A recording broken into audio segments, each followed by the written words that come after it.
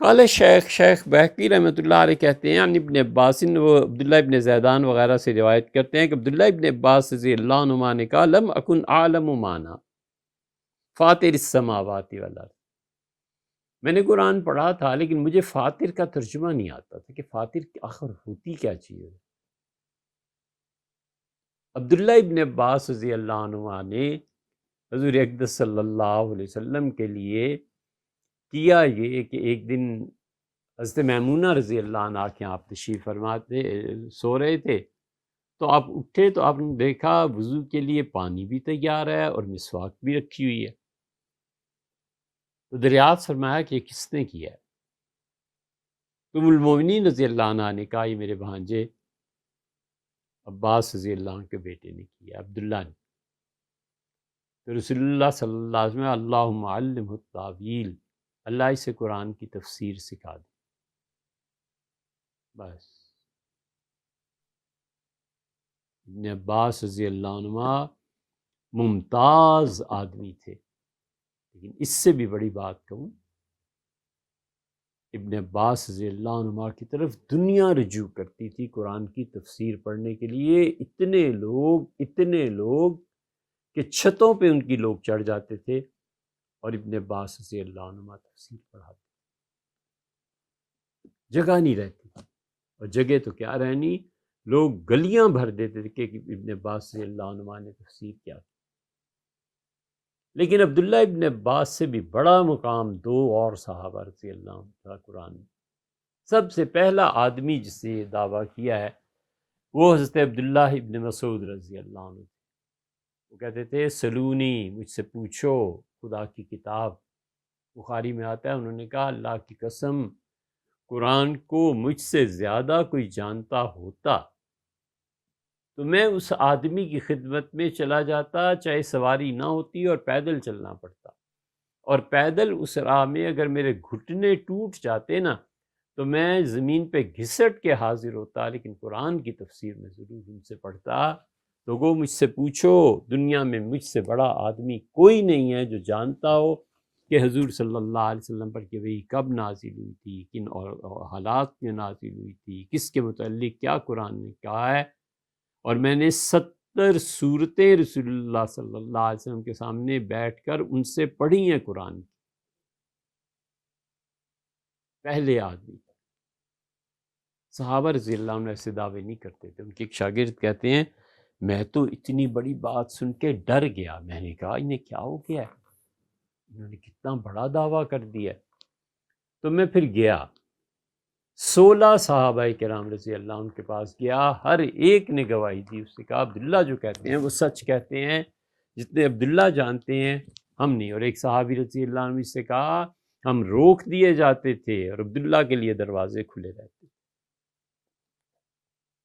ہم اجازت دے کے حضور صلی اللہ علیہ وسلم ملتے تھے، اور آپ نے عبداللہ سے کہا تھا کہ عبداللہ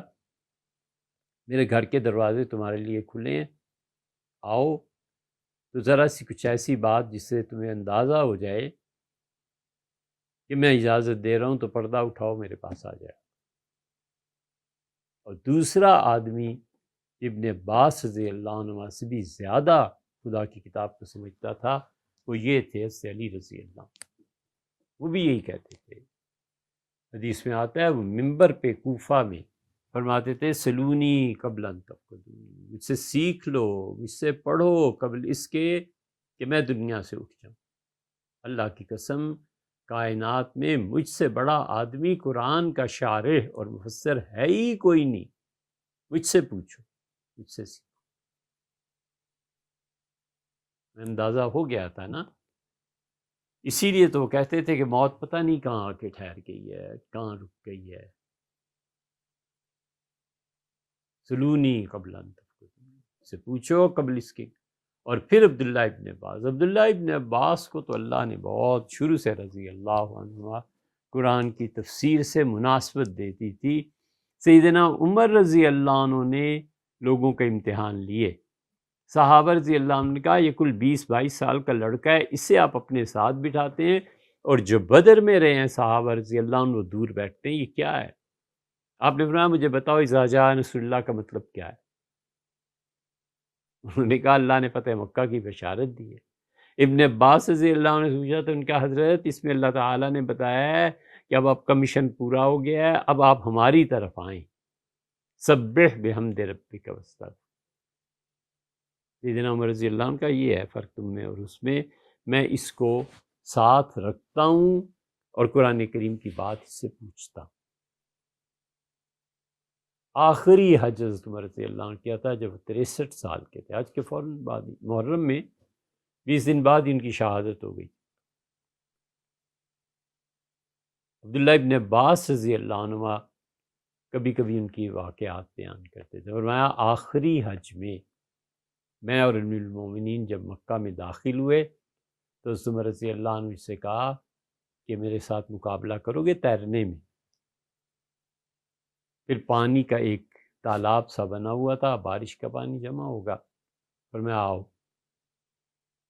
تو میں نے بھی سوئمنگ کے لیے جمپ کیا، امیر المومنین رضی اللہ عنہ نے بھی، اور انہوں نے کہا ایسے تھوڑے ہی تیرتے ہیں، زمین میں نیچے جاؤ پانی میں اور میرے ساتھ مقابلہ کرو، سانس کون کتنی دیر روک سکتا ہے۔ یہ مسلمان ہی تھے، اسی لیے تو سیدنا عمر رضی اللہ عنہ کہتے تھے دھوپ پہ بیٹھا کرو،